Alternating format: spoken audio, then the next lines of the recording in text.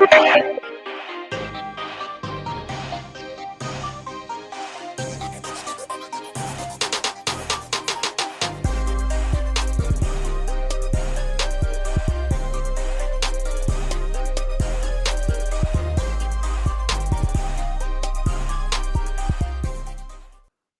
dropped, a new round of SDH AM. John here, you there, Thursday Thoughts. We got a lot of juice boxes to get into today.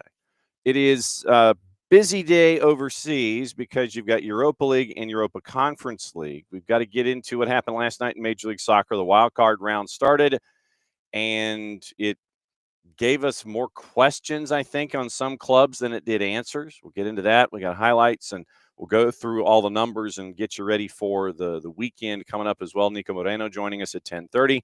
We do have, if you remember last week, I wrote down last Thursday, Niko's supposed 1 through 9s, and we'll see how accurate he was.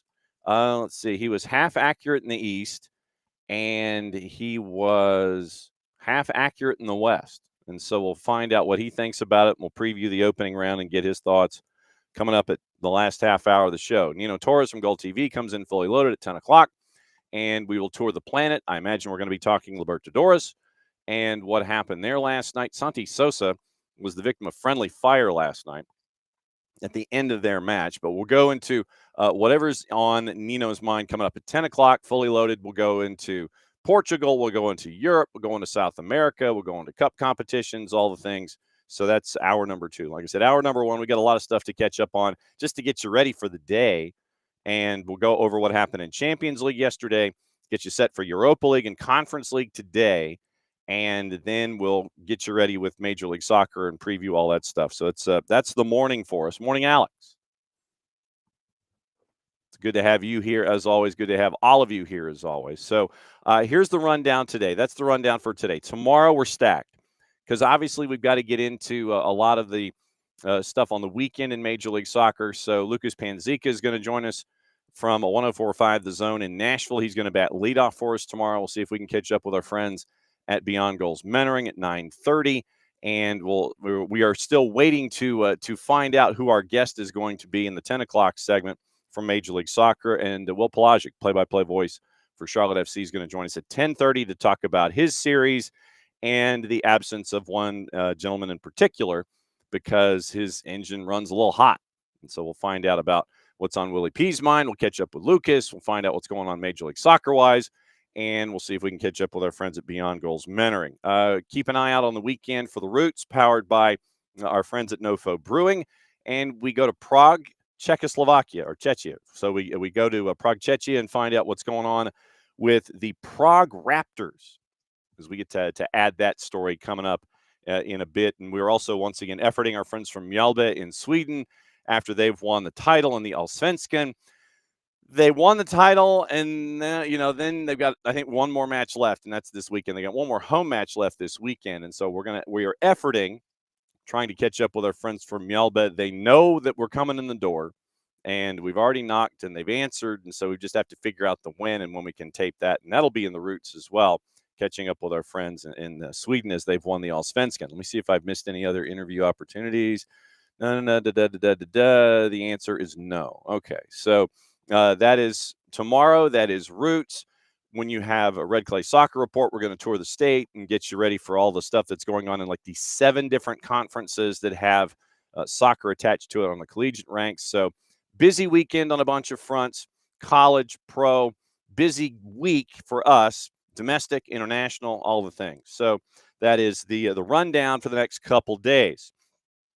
And Abby coming in this morning. Morning, Abby, by the way. And yes, we will be getting into this. Abby says, for those of you who are watching on the video side of things, so glad that OFYO lost. Nothing like a loss from Orlando. Yes, of course. So that is, like I said, we'll get into that. We'll get into the numbers. We've got the 2 wildcard games to get into. We've got some highlights there as well. And so we'll get you ready for all of that coming up in a little bit. So opening kickoff brought to us by our friends at Kickoff Coffee and kickoffcoffeeco.com. As always, here's your QR code. Now get your day started. you once again hit that QR code that takes you directly into Kickoff Coffee and kickoffcoffeeco.com. And we just ask something simple. We just want you to buy out the store. And then when you buy out the store, then you wander up to whatever device, maybe you're visiting them on, in person, and you're like, well, hey, here's this. And I want to buy out the store. And then you sit there and go, okay, well then what do you want to do? Well, I want to use the code soccer down here 15. And then they'll go, okay, cool. Then you get 15% off your purchase. And then they in turn take 10%, reinvest it in youth games, youth initiatives, brought to us by our friends at Kickoff Coffee and kickoffcoffeeco.com. Now, we come out of there and we go to opening kickoff, which was yesterday. And I think probably what we'll do here, because like I said, we could go in a bunch of different directions. But I think what we'll do here is we'll talk about what happened in Champions League, because there's a new marker. There's a new record, the new track record from our friend Tom Carnegie that used to be at Indianapolis Motor Speedway. Teo Fabi, a new track record, one of those kind of things. Like the Indy 500, the dude goes around the circuit, and you'd always have Tom Carnegie sit there and he goes, a new track record, Teo Fabi. So new record, goals in a match day, 71. And them's a lot of goals. And so you had a massive amount of offense. And I don't know if this speaks to the good teams being that good, the matchups being that off the wall, or just in general where it was luck of the draw and you had that collision of things happening yesterday. So yesterday in the league phase, they call it the league phase. It's no longer group stage. It's league phase, since it's open competition and everything. So yesterday, get this. Galatasaray beat Bodo Glimt 3-1. Bilbao, after being down in the first couple of minutes to Karabag, ends up coming back to win that one 3-1. Sporting over Marseille 2-1. They were down 1-0 in that one too. Real over Juve 1-0 at a -238. Spurs and Monaco, goalless draw. And from all reports, the fans of Spurs were less than pleased. Spurs got booed off the pitch in Monaco in a goalless draw. Then Liverpool put 5 on Eintracht Frankfurt. They were easily favored at a -179. Chelsea did the same thing, but they were at home to Ajax at a -312. Chelsea, by the way, this might even be a sub-opening kickoff to the opening kickoff. I don't know if we've ever had like an opening kickoff inside opening kickoff, but yesterday, and I've got to find the story because I want to get the number right, but I think I saw that there were 33 academy players that were registered for that matchup against Ajax. I didn't even know that you could do that just to that extent. I mean, 33 players, 33 academy players that were registered the entire, for this matchup against Ajax. I mean, yes, you were a massive favorite. That goes without saying. But just the idea that you could register almost 3 dozen players that were academy players attached into this matchup. And it was crazy when that number came across the board. You're like, yeah, we're registering 33 academy players. And you're like, well, okay then. And so, it was an easy day for Chelsea as they made their way through. So then you had the other matchup where it was Bayern Munich put 4 on Club Brugge, and Atalanta and Slavia Prague, a goalless draw. That was the end of league phase. And so 71 goals in a match day. And it was just big numbers across the board. And then Mo Salah, apparently, since he was benched, decided to remove all references to Liverpool off of his social media. Take that for what it is. Obviously, someone is angry, and now Arne Slot has to figure out what his best lineup is. And, it wasn't when Mo Salah got benched. And so Mo Salah's not happy. And so that to me means one thing. And that means that I've got to change my fantasy lineup and shift my focus to Erling Haaland as opposed to Mo Salah, because they're in the fantasy league that I'm in. You've got like 2 players that are massively expensive and then everybody else. Mo Salah in the midfield, Erling Haaland as a forward. And so I went Salah thinking it was going to be a little tougher for Manchester City to start things off this season. I was wrong. So Erling Haaland already's got like 80 points in fantasy after a handful of matches, and Salah does not. So I'm going to have to try and figure out a way that I can do 2 transactions and trade out Salah for Haaland going forward. But yeah, Mo Salah's not happy. And so now you've got to figure out benching Mo Salah. Isak pulled it at halftime. Cody Gakpo, Ekitike, and Florian Wirtz were there. And you're trying to figure out now what your best lineup is going forward. Gravenberch, Alexis, Szoboszlai, Curtis Jones, Frimpong injured. So you got to keep an eye out for that. What does it mean for Isak going forward? So you had 71 goals in a match day, and you had a very, very busy day if you took totals when it came to Champions League. And then you go back 2 days ago, once again, remember, Arsenal big win. PSG put up 7. Dortmund put up 4. Newcastle put up 3. PSV put up 6. Inter put up 4. Manchester City put up 2. How pedestrian of them. And then Barca put up 6 on Olympiacos. And then you had the draw for the 17-hour plane ride from Paphos from Cyprus to Kazakhstan to take on Kairat Almaty. But 71 goals in a match day. That is insane when you think about the numbers. And so you're looking at 3, 6, 9, 3, 6, 18 matches, 71 goals. So that's just under 4 goals on average a match.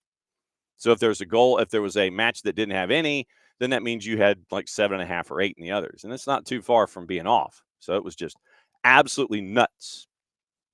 Absolutely nuts. So you had that going on in Champions League yesterday. So that was just the craziness of Champions League and all the offense in general. That's opening kickoff, brought to us by our friends at Kickoff Coffee and kickoffcoffeeco.com. Once again, that's your QR code. Hit your day. Start your day there. Kickoff Coffee and kickoffcoffeeco.com. You go in, you say, hey, I'm buying out the store, but I'm using the code Soccer Down Here 15. You get 15% off your purchase.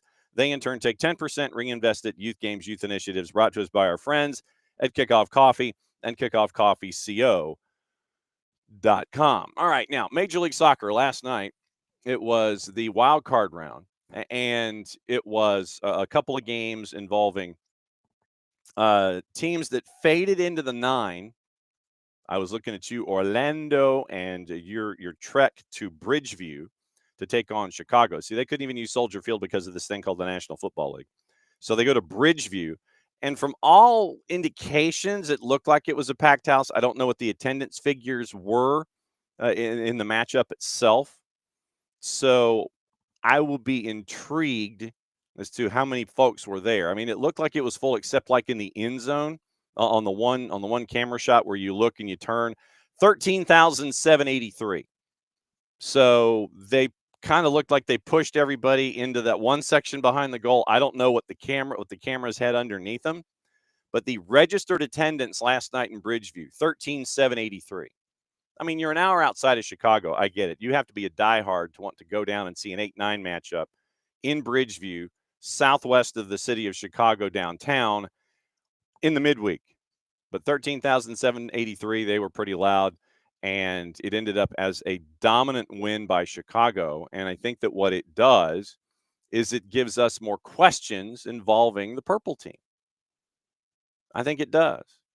And so obviously we'll get into that here as we go and we talk about it. But this was the goal. And I'll say this.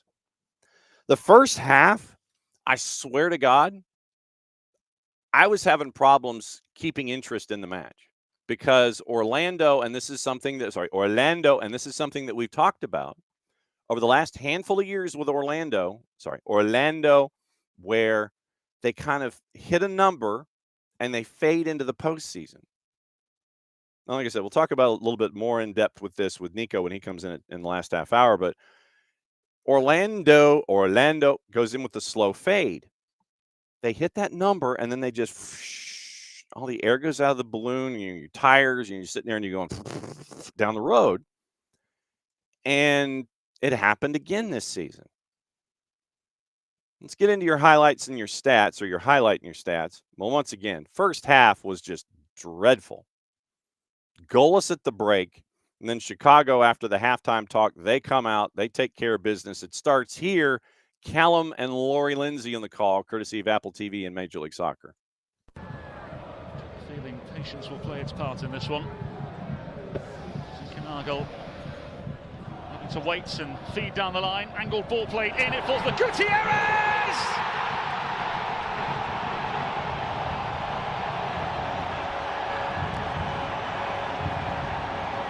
In front of Section 8, a goal 8 years in the making for Chicago Fire! But how smooth is this first touch? Middle of your screen, just stays out of it, and then just a calmness from Zinchenko to find the wide areas, allow for that first time ball to come across, and then Gutierrez just finding that little bit of space. No one tracks him, but that first touch is just magnificent. Takes it down, cushions it, and then the second touch in the back of the net to put Chicago Fire at home up 1-0.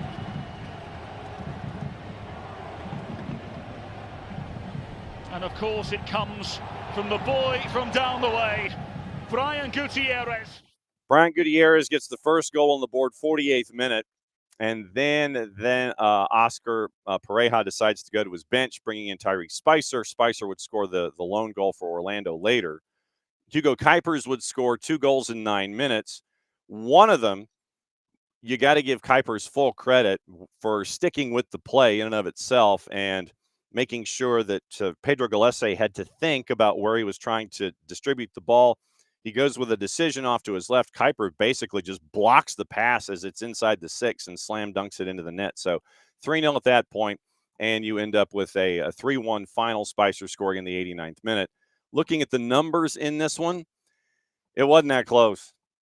Really was not that close at all.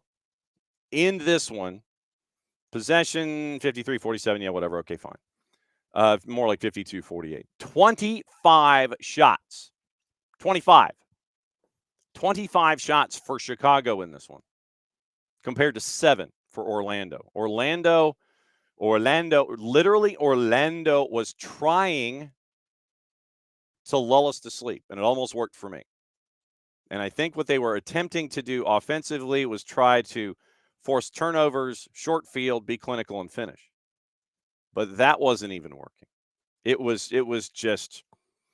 a painful watch in the first 45. I'm not going to lie. So you didn't miss anything in the first 45. All the goals happening in the second half. Shots on target, 9-4. 6 blocks, by the way, for Chicago on the evening.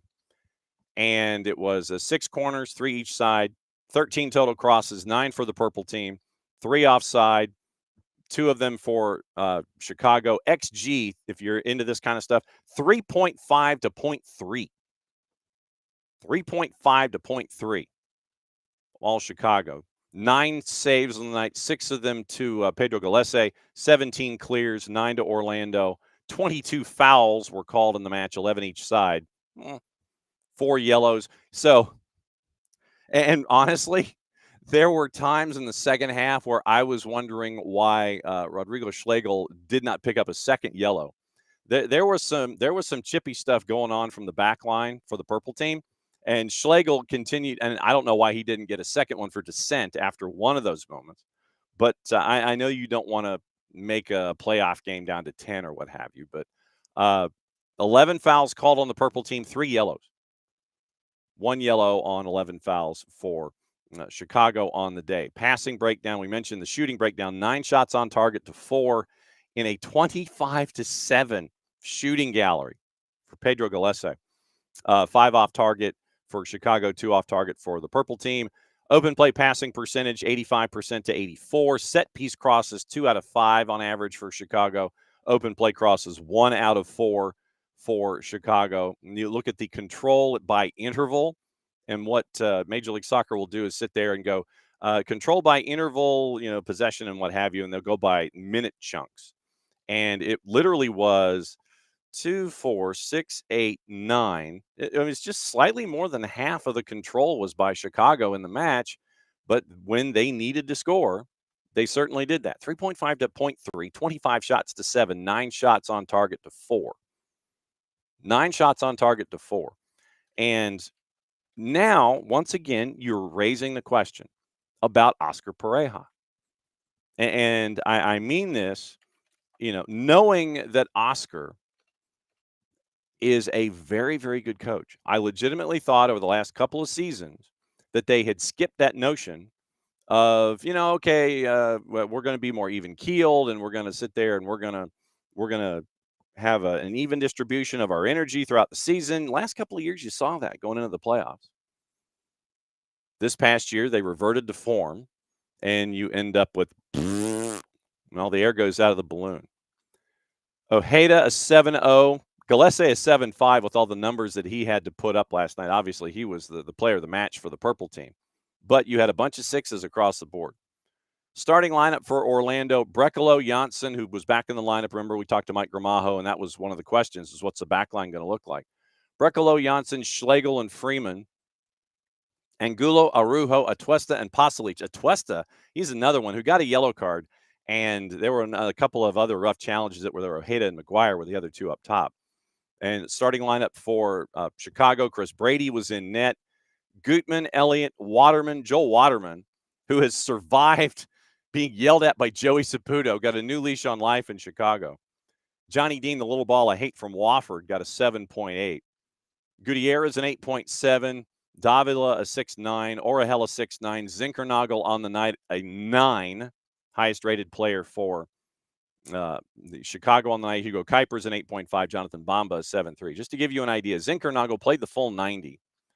And he had his own XG of a quarter a point. 3 total shots, 1 on target, 1 hit the woodwork, 2 shots were blocked. For Zinkernagel on the night, 39 of 48 passing, 2 crosses on the night, 7 key passes for Philip Zinkernagel. 2 big chances created, 1 assist, and the XA at a 0.29. So basically his XA plus his XG was a 0.54. 32 of 46. 32 of 46 passing in the Orlando half. 9 of 10 in his own half. Had 1 long ball completed as well. On the dribble, 4 unsuccessful touches, but he was 4 of 5 on the dribble.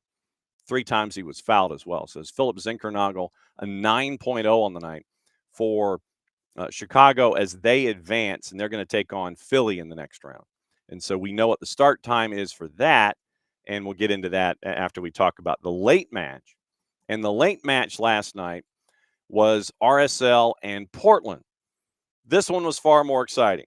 So, of course, you're sitting there and you're thinking, how do I, after that first match, that first 45 almost put me to sleep. I guess it kind of saved your energy for the second 45. And so Portland, they go and at home take care of RSL. RSL didn't seem to have a whole lot of energy attached to themselves. And Portland, you don't know really with Portland, you don't know which Portland you're going to get on a daily basis. You really don't. And RSL just seemed kind of hamstrung for most of the evening. Felipe Mora had 2 goals on the board. It was 2-0 at the 2-0 going into the 39th minute. Justin Glad scores to make it 2-1. That's your score at the break. That's your score as there were a couple of moments where you're sitting there and you're wondering, is RSL going to get that equalizer? Are they going to get the equalizer? Are they going to get the equalizer? There was a moment in the second half where Willie Agata on a bicycle kick hit the crossbar. And you're kind of thinking maybe if that doesn't go in, then it's probably going to be Portland's night. And as they're chasing after that goal, meaning RSL, Portland gets this moment late from Kamal Miller once again. Tony Husband, Ross Smith on the call, thanks to our friends at Apple TV and Major League Soccer. That was Agata with a head to him. Drops for Sermon. Lassiter now. Chips it. Back post unmarked and in from Kamal Miller.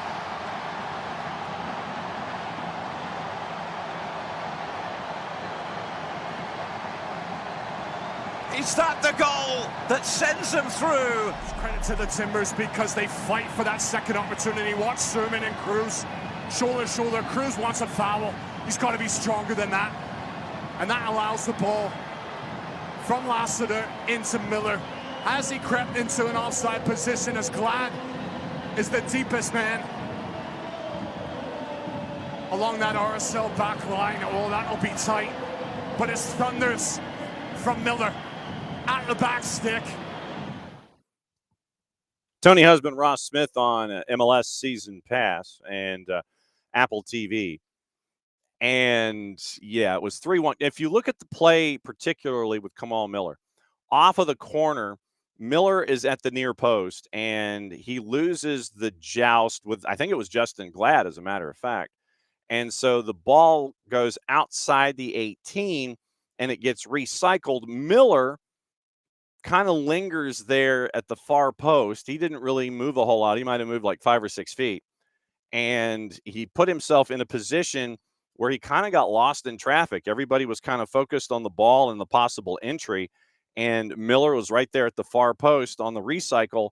And Justin Glad was maybe, 2 or 3 yards away from him. And so Miller, who was slightly onside, there was the one shot from the slash. You sit there and you look at Miller and you're like, okay, initial thought, is he offside? Is he not? No, he was onside, good half a body length. And so he slams it home, and it's 3-1 your final. So Portland moves on, and and Chicago moves on into the round of 8s coming up this weekend. And so the schedule, when it comes to the matches in and of themselves, once again, tomorrow it's Messi and Friends in Nashville. That's at 8 o'clock. And in the South, you're going up against high school football, but okay, and some college football as well.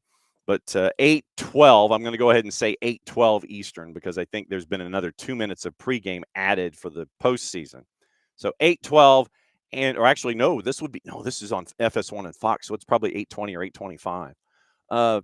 So FS1, Fox Deportes, Apple Season Pass. That's the FS1 game, so it's probably 8:20, 8:25-ish instead.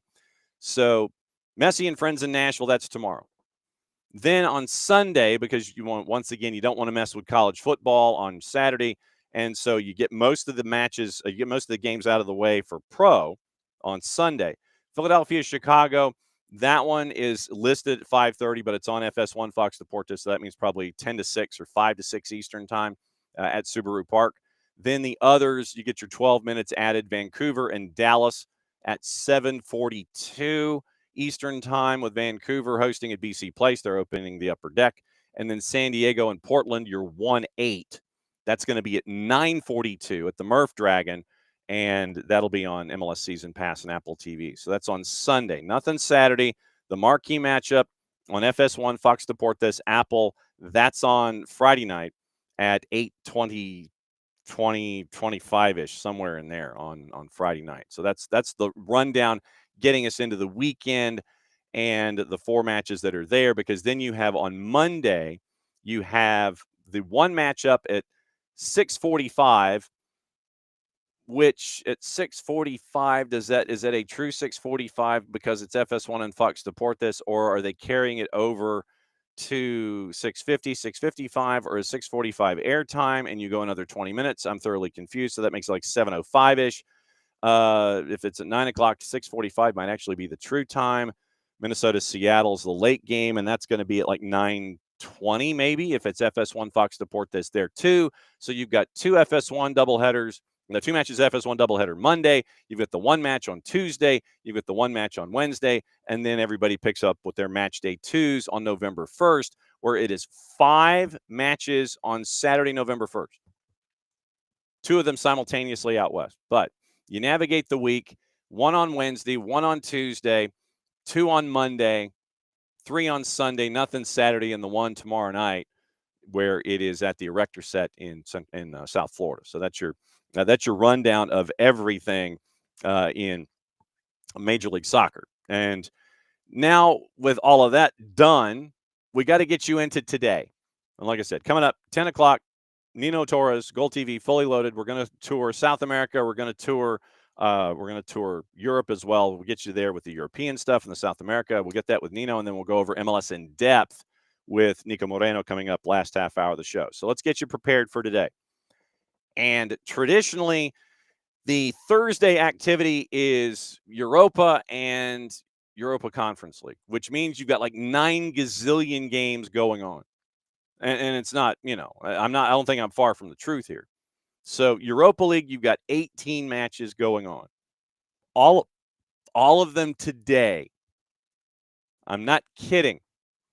You're in the league phase in Europa League. So let's see if we can go through these in a decent amount of time, so we're not like talking about this in Conference League going all the way into like 10:20 Eastern. So here we go. Let me give you just favorites here. Half of them are at 12:45. This is Europa League. Braga -108 hosting Red Star. Braun plus 106 hosting Rangers. Rangers is a mess. We know this. Danny Roll, I think this is his first match as new manager. His hair will probably remain tall and perfect. Bologna minus 161 at FCSB. They, by the way, are plus 463. Fenerbahce, slight favorite at home, plus 147 on hosting Stuttgart. Aston Villa minus 263 on the road at GA Eagles. Then it is Genk, an underdog at home to Real Betis at a plus 118. Genk a plus 211. Lyon, big favorite, minus 189 hosting Basel. Salzburg, slight favorite at home at a plus 120 hosting Ferencváros. 3 o'clock. It is Roma, minus 303 hosting Victoria Pilsen at a plus 761. Celta de Vigo, minus 135 hosting Nice. Celtic, minus 217 hosting Sturm Graz. Feyenoord, minus 196 hosting Panathinaikos. Freiburg, minus 204 hosting Utrecht. Lille, minus 185 hosting PAOK. Maccabi Tel Aviv and Midtjylland. Midtjylland is favored on the road at a plus 124, and Maccabi Tel Aviv is playing their home matches at a different stadium, TSC Arena, by the way. Malmo, dog at home to Dinamo Zagreb at a plus 137. Nottingham Forest, slight favorite at home. Welcome, Ange not Ange. Who's the new coach at Forest? I'm blanking out here all of a sudden. Oh, Sean Dyche. Sean Dyche at plus 163. That changed while I was trying to figure out Sean Dyche's name. Favored at home against Porto.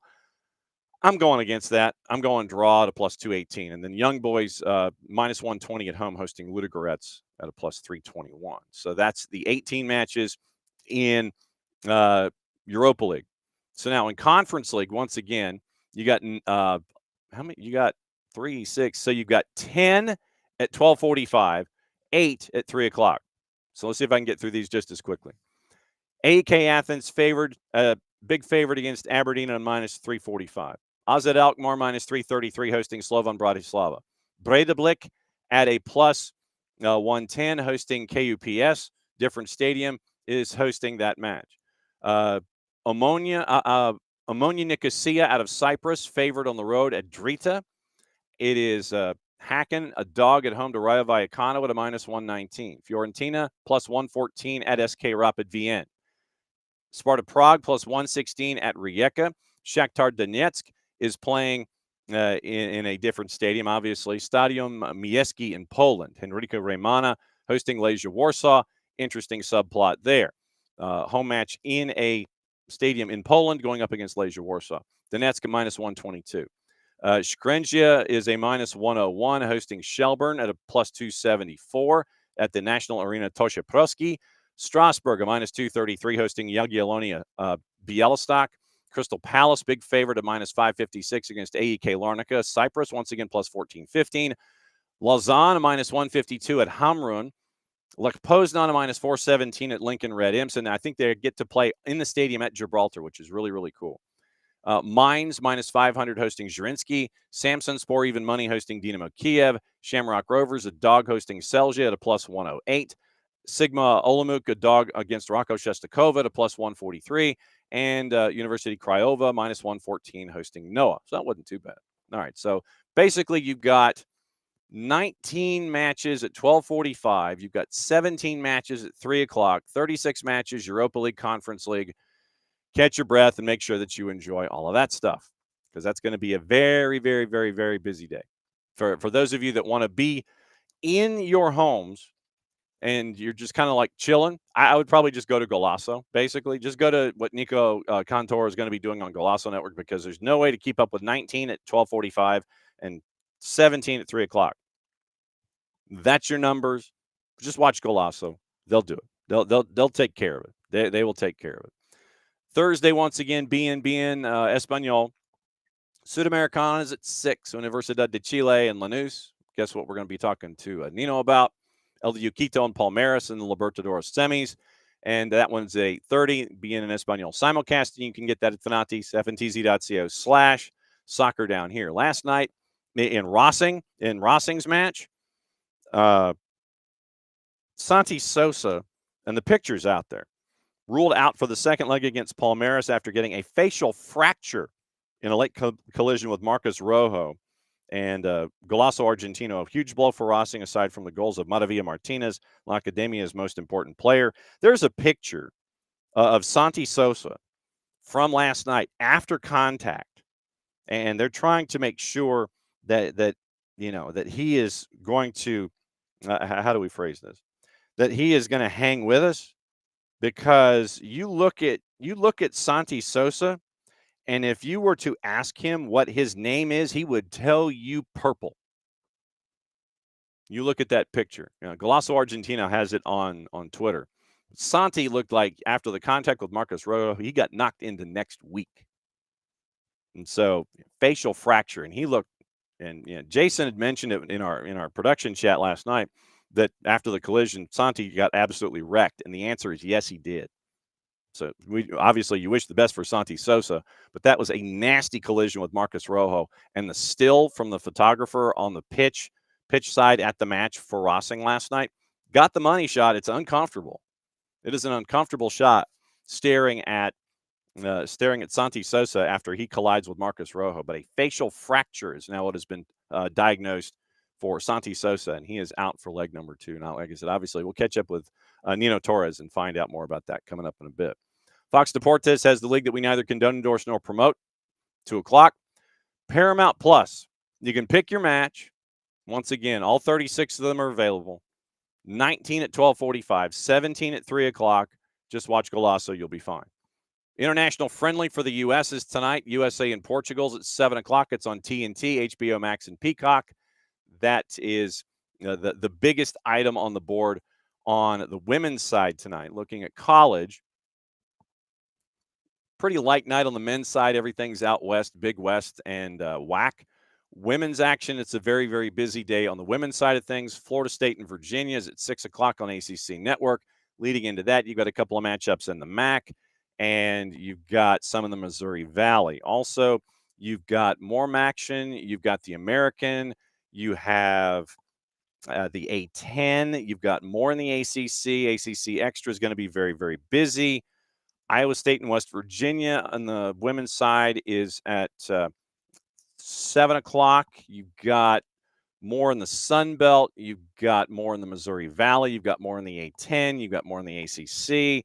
Carrying you into the 8 o'clock hours, Southland is there. Ohio Valley is there. Big 12 is there. UAC is there. Southland is there. Division 2 is there. Back to the American at 8 o'clock on ESPN+. Big West is available at 9 o'clock. Big 12 is available at 9 o'clock.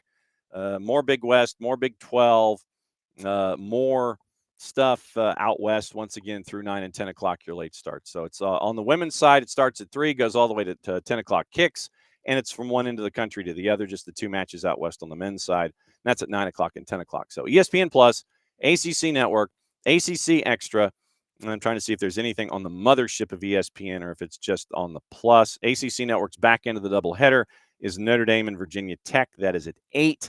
And so doubleheader ACC Network, a lot on ACC Extra, and then there's a lot on ESPN+. Now, we mentioned the women's friendly that is going on. Once again, Subaru Park, Alex Morgan's going to be honored in advance of the friendly against Portugal. And obviously, that'll be a big night for Alex Morgan. And it was 2 World Cup titles, NWSL championships, gold medal. And you had her time with the USWNT, proven goal scorer at Cal, 2008 U20 Women's World Cup, won in the final, and began her run in the USWNT in front of 2,500 folks at PPL Park, August 6th of 2010. 1-1 draw with China. So everything comes full circle for Alex Morgan tonight in that matchup with the U.S. and Portugal. And you had in that lineup Wambach, Lilly, Rampone, Shannon Box, Morgan, Rapinoe, Lauren Cheney, Amy Rodriguez. And so you had that crossover. And so it's a full circle moment for Alex Morgan tonight if you are in front of your television and you can watch there as well. Now, a couple of retirements in USL Championship. Rodrigo Lopez is retiring after a 21-year pro career at the end of this season with Sac Republic. And Leo Fernandez, 13 years in the USL Championship. He's retiring after this season with his time with Tampa Bay Rowdies. So Very, very cool stuff there. Let's see. Under women, USA cruised to a knockout stage 5-2 win over China. And catching us up there, it was 2 goals from Lauren Malsom. We are efforting Lauren Malsom, by the way. We wanted to do this before the tournament started, but she was already over in Morocco. So we're having to track her down, and we are still in the process of doing so. 2 goals from Lauren Malcolm, Florida State midfielder Yanya Torres, and 1 from Maddie DiMaria, Gatorade National Girls Soccer Player of the Year as a sophomore at Missouri's Court Jesu Academy. And so 5-2 on the board. And the U.S. continues to roll in the tournament in Portugal in the U17s Women's World Cup. Let's see. I'm trying to see if there's anything else that I've missed. Oh, I don't know if we covered this or not. Fox is going to be airing 69 World Cup matches in the tournament next year. So it was more than doubling the number of matches they showed on linear television back in 2022. The remaining 35 games are going to be on FS1, streaming live on both of their apps. 340 hours of first-run programming around the tournament, expanded to 48 teams. U.S., Canada, Mexico hosting June 11 through June 19. Draw December 5th, and we're going wall-to-wall for that. But it looks like Fox is going to be going, all over the place when it comes to airing the tournament in 2026. 6th World Cup for Big FOX. Men in 2018 and in 22, women's tournaments 15, 19, and 23. So this is the last year of the Fox deal with FIFA. This is also something to keep in mind. No announcement has been made about American media rights for the tournament 2030 in Spain, Portugal, and Morocco. Uruguay, Argentina, Paraguay hosting 1 game in the tournament as well, since it's the centennial. Netflix has secured the rights to the next 2 FIFA Women's World Cup tournaments, 27 and 31. Brazil in 27, U.S. in 31. Mexico, Costa Rica, Jamaica will be having matches there as well, expected to be approved once again in Vancouver in April of 26. And so you wonder if Netflix would partner with an over-the-air broadcaster for that one. Don't really know. But right now, you got to wonder what Big FOX is going to do with the tournament. Are they going to continue to bid, or are they going to pull back? And is it going to be something for Netflix and another one of those providers that is one of those folks that you got to pay for it, and then you might have to pay something else on top of it. So we'll see what happens there. But that is the official rundown of what Fox is going to be doing. They're going to be blowing up their coverage, showing a lot of games over the air TV, the others on FS1, but a lot of their activity over the air coming up in 2020 and 2026 for the tournament. So looking forward to seeing how that continues to grow and evolve as well. Let me say hi to everybody. Morning, Alex. Morning, Abby. Michael, if I remember correctly, let me hydrate here for a second. Hang on.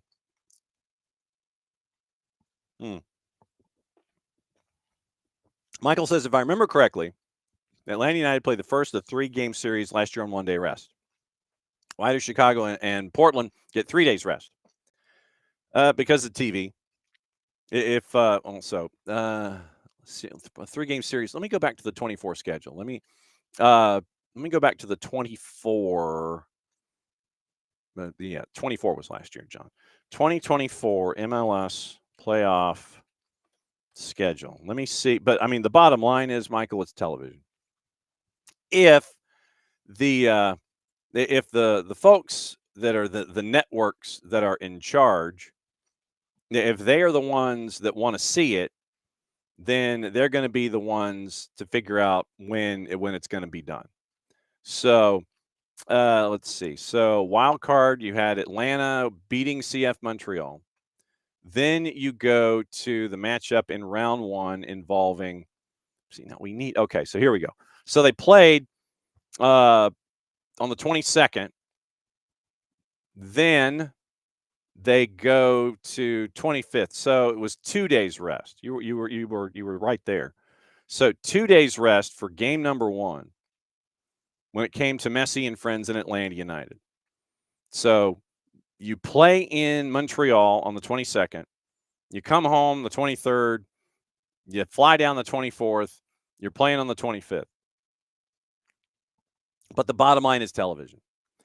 If the TV partner wants to run something and they have their window, they're going to, and the fact that it was going up against Messi and friends, that's the other part of this. It's that you want that marquee matchup. You want that team that's attached to it.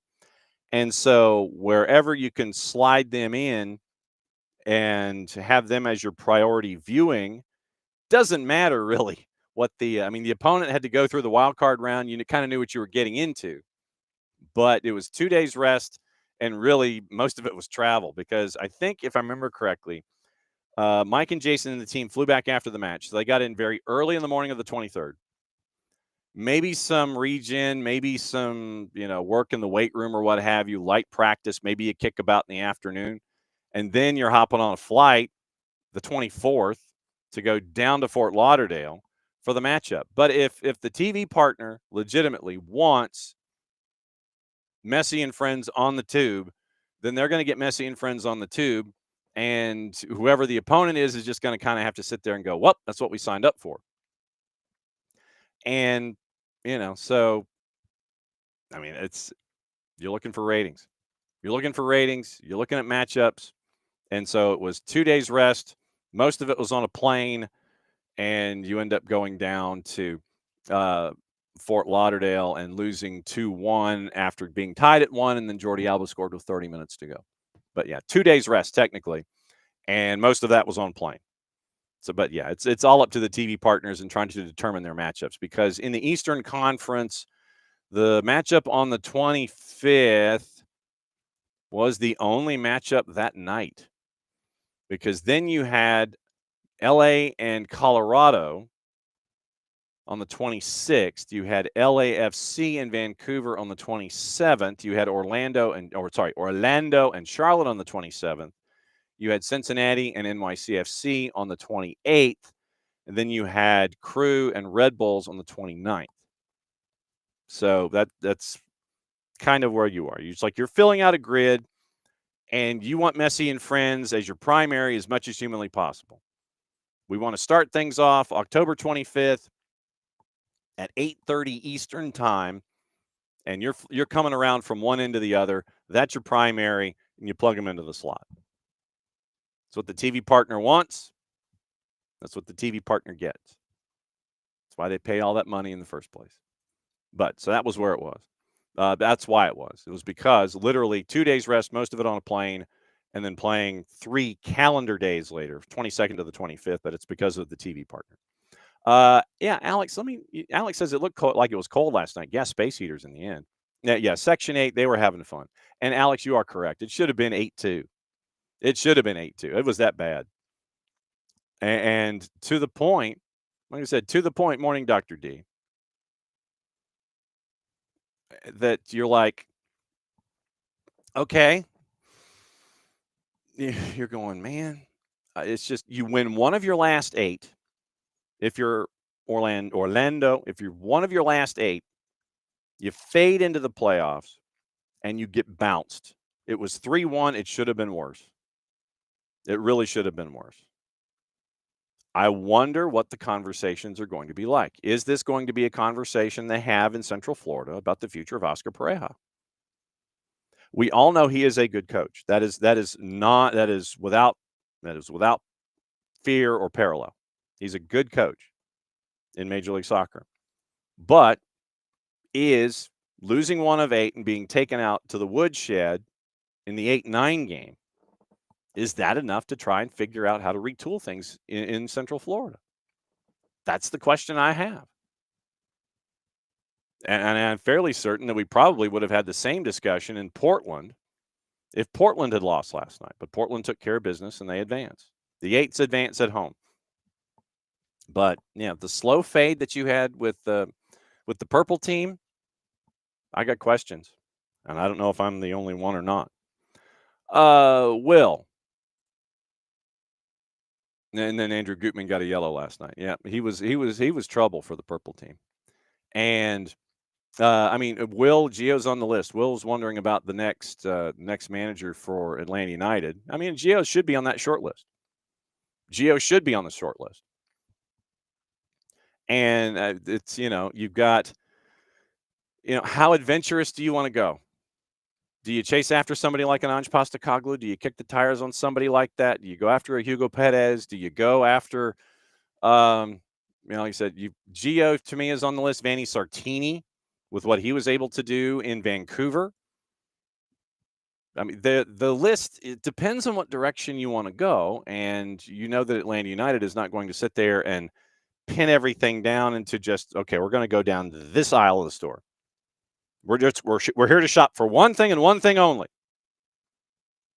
No, that's not how Atlanta United is going to work. They're going to work the entire grocery store. They're going to go down the frozen food aisle. They're going to go into the produce section. They're going to go to the deli. They're going to go and, they're going to go down and get sodas and things like that. They're not just looking for the one thing that they came to get on a shopping list. No, they're going to go down whatever aisle they think they need to go down. If they're going to go for the big swing, they go for the big swing. Like I said, Ange Postecoglou is out there. Do you go for someone who's more knowledgeable and in with Major League Soccer and go for a Sartini or a Savarese or something like that? Those are the questions out there. I don't think that you can hold yourself into just one idea of what you want for a head coach. What does that person bring to the table? What do they want to do when it comes to philosophy? How do they want to do things when it comes to academy? All the three-dimensional questions that you've got to ask. But I don't think you're going to pin yourself down to like one type of coach, just one guy. We need someone with X number of years of experience. We need someone who knows how to do this, knows how to do this, and this. That's the person that we're looking for. You can't pin yourself into that particular idea. So I don't think they're going to. So, so that's what you're hunting for, and just keep an open mind in this. Timeline, Will, I don't know. Will's asking about the timeline. And I mean, do you want to see what happens through the playoffs? I mean, remember that Ronny Deila was named in December. He was named in early to mid-December. So is that what you're looking for? So you can go in and have a runway into training camp because of the deadlines when it comes to players and free agents and things like that. Do you want to have them in place by that timeline so you can sit there and look at everything? I would imagine. Then right after MLS Cup, you want to do something there. I don't think you want to, even if you have your coach in line, I don't think you want to sit there and do anything yet. Because literally the season just ended and we're now in the postseason. So give yourself a little bit of time to sit there, maybe take the month of November, sit there and look and see if the people that you're interested in are going to knock on your door. Maybe you have a Zoom call or something with them and their representation. But remember, it was after MLS Cup that Ronny Deila was named. So you try to do something there, get you ready for, training camp 6 weeks later and things like that. That would be my baseline, somewhere in that. So, keep it 6 weeks. You're going to be kicking the tires on folks. You're going to be asking folks for availability. Is this individual? Do you want to be interviewed? So I would probably say 6 weeks or so, and it'll be something that we'll be talking about a lot. Don't get me wrong, but who's interested? Who might be interested? Who's not interested? Someone turned them down. Someone said yes. Is there a second interview? When are they coming in? Are they coming in? Is it going to be virtual? What have you? You're going to want to tour the facility. You're going to want to sit there and take the walk and go, okay, here's what's going on. Here's our new addition. All the things. So I would use 6 weeks as a baseline. Just after MLS Cup, maybe you want to make an announcement like they did last time. So that to me is what you're looking at. Something in that timeline. But you're going to hear a lot of names. I mean, Jason on AST had a list of 11, I want to say. And I mean the list that he had. Let me see if I can find that list from AST really quickly. So, let me see if I can go back to Tuesday and see if because he had the list, And it was, where are we here? So I'm trying to figure out what day we're on. So today is Thursday, so we need to go back to Tuesday. Okay, so here was Jason's list. Martin Anselmi, who's at Porto. Gio Savarese, Pellegrino Matarazzo, Ante Razov, who is right now the number 2 at LAFC. And you don't know if you're Ante Razov, if the new guy who's going to come in is going to want to keep you. So Razov might be looking for a first for a gig. Laurent Courtois, who was let go at CF Montreal. Jorge Almiron from Colo Colo. Hugo Perez, El Salvador national team 21 to 23. Vanni Sartini, Josh Wolf, Tata, and Rob. That was Jason's short list that he had on Atlanta Soccer Tonight a couple days ago.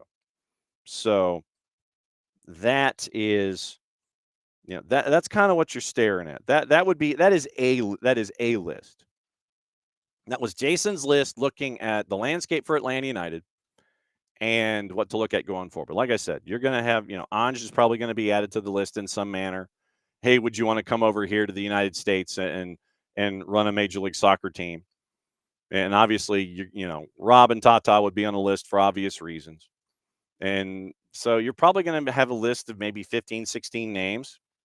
If you take those 11 from Jason, add some guys that would be interested down the line, some folks that might be out of work.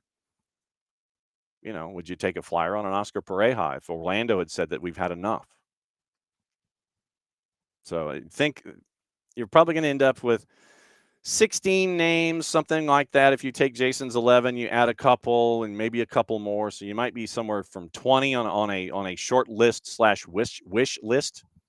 So that would be my thought, is you take Jason's list, you're going to add some wild cards that you're going to have that are going to be mentioned in the in the papers and in the rumors and on all the rags and things like that, and all the dailies.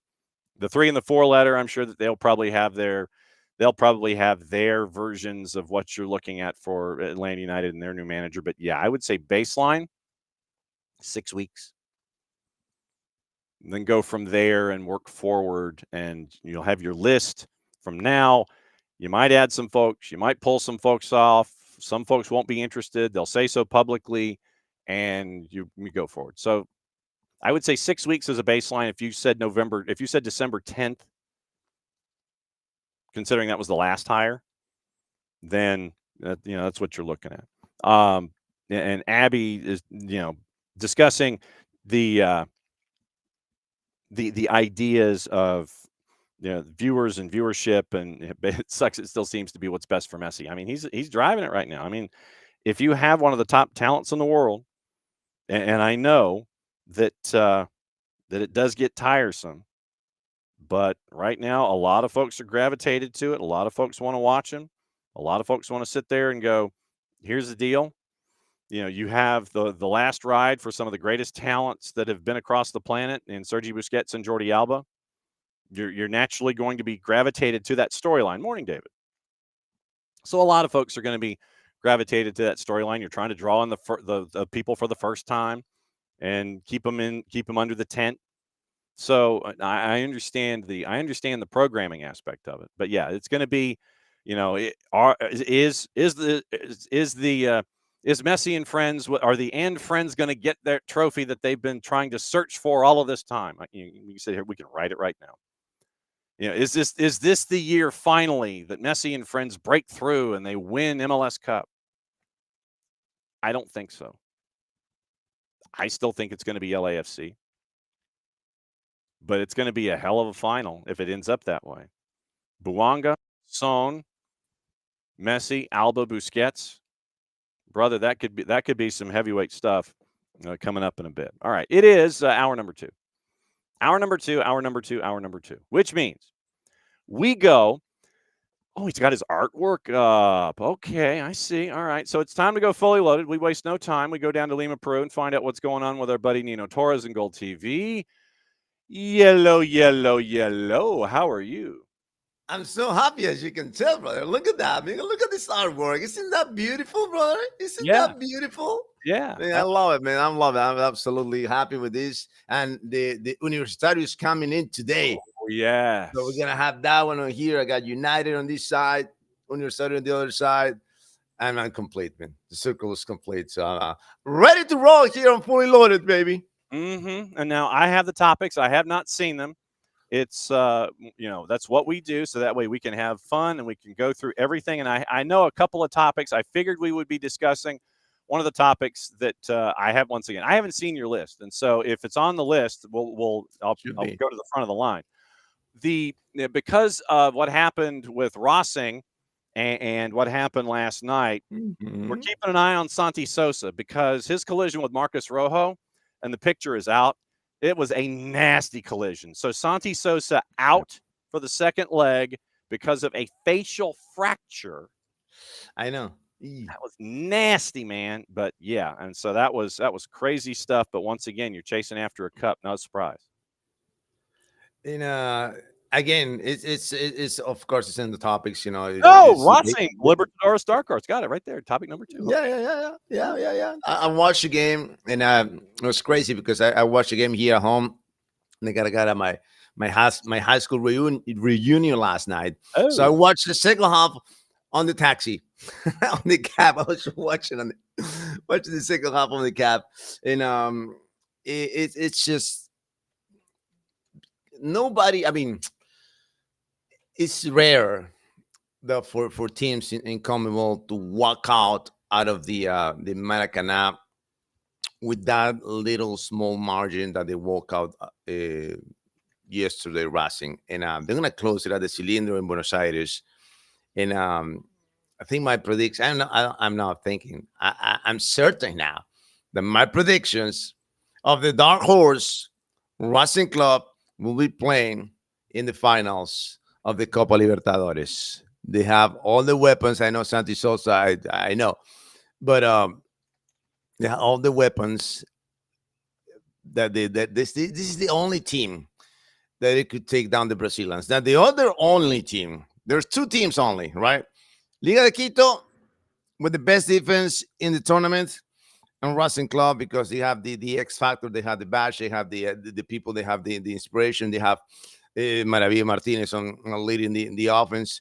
They have the power, enough power to take down the Brazilians, and not conceding more than 1 goal last night at the Maracanã. Cambese was superb. He was Superman last night, man. He was Superman. He stopped those shots from Sammy Lino, and when he stopped that one, it's like, nothing's gonna go in. But in the end, all the pressure, they keep coming and coming in Flamengo. So they walk out with only 1 goal, and that might be the Achilles issue here for Flamengo, not getting more than 1 goal. I don't know if they're gonna get. I don't think they're gonna get more than 1 in Buenos Aires. I don't think they're gonna get more than 1 goal in Buenos Aires. I'm almost guaranteed that. I can't guarantee. You can't guarantee things in life, right? Yeah. But I can almost guarantee that Flamengo won't score more than 1 goal in El Cilindro, and Racing Club is gonna advance probably in a penalty shootout. I'm thinking 2-1 in Buenos Aires for Racing, going to penalties, and Racing advancing into the finals. His second final in CONMEBOL, winning the Sudamericana last year and winning the Libertadores this year. It's gonna be for the ages, brother. For the ages. This run with Gustavo Costas and his beloved Racing Club in CONMEBOL.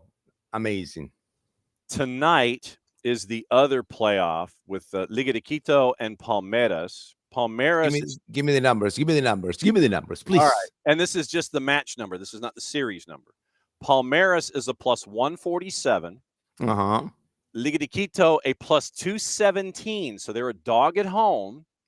And, and your draw is a plus 193 in the composite. Oh, it's so tight. You see, it's so tight, brother. It's not like the Palmeiras is on. No. It's right there. Last night, Racing was at 8. 8 was paying 8. Of course, I put money down and I lost, but I don't care. I don't care because I was like, I was one of those nights. I was like, all right, I'm gonna go for it because then you're gonna forget, Mm-hmm. you're gonna found yourself because why you didn't put money on. I was okay. I'm gonna put money down today. Well, I lost it. It is what it is. It's part of the game. I mean, last night Flamengo was a minus 278. So, you figured they were going to be a heavy favorite. They were. Racing was a plus 867 to win in 90 minutes last night. When I put the money down, it was 950. Wow. 950 because it was only like 5 minutes into the game. I was like, oh, 950. Oh, man. Because and there were a couple of options there for Racing. I was like, really? Okay. This is going to happen. They were close. They were close, huh? But they were close. Yep. 90-minute draw was a plus 341. So that was what we're staring at. Okay, so we've got a couple of Universitario things. Let's go to topic number one. Let's go to South. Let's go to Portugal. Benfica. Yeah, and let's see. So traditionally, their coach, their current coach, he's known for one particular number, and he always likes to mention that number. Three titles. I win 3 titles. So I mention that because you have here, he is 0 for 3 in Champions. What needs to be done? The answer might come this Saturday. So please, sir, what in the wide world of sports are you talking about? First, there's a lot of concern in Benfica because Mourinho arrived. They're supposed to get things better for the Eagles, but things are not going that well under Jose, the special one. He's yet to figure out the best formation or the best players to play in which position. But that's not the issue here. There's a big situation in Benfica with Rui Costa, the president, because elections are this Saturday. Election day in Benfica this Saturday, and there's a lot of people not happy with Rui Costa. So that might change. It might change. I don't think the new president is gonna change the coach right away. Right? You just hire a new coach. You just fire another coach. You're gonna get another coach, and then the 3 coaches in one season. It usually doesn't work. When you get 3 coaches in one season, it usually doesn't work. No. All right. So but I don't know. If Mourinho is gonna turn things around, but he needs to do it quick. Because this is not only about the losses in Champions League, Johnny. It's about the priorities that they're losing, right? Because the more games you lose in the Champions League, you go into the charge and you keep losing spots for Champions League. All right. So there used to be 3. They lost 1. So there's only two spots for Portugal. Of course, the playoff. Whoever wins the playoff gets the 3rd one. But they don't get 3. They get 2 now. They lost it to the Eredivisie. But the good news is the what's the I think it's AC Alkmaar on the you got the what is it, the Champions League ranking right now. I will at the bottom is Benfica. I think it's AC Alkmaar, if I'm not mistaken. Right. I probably really wrong. I don't know. I'll dig it up.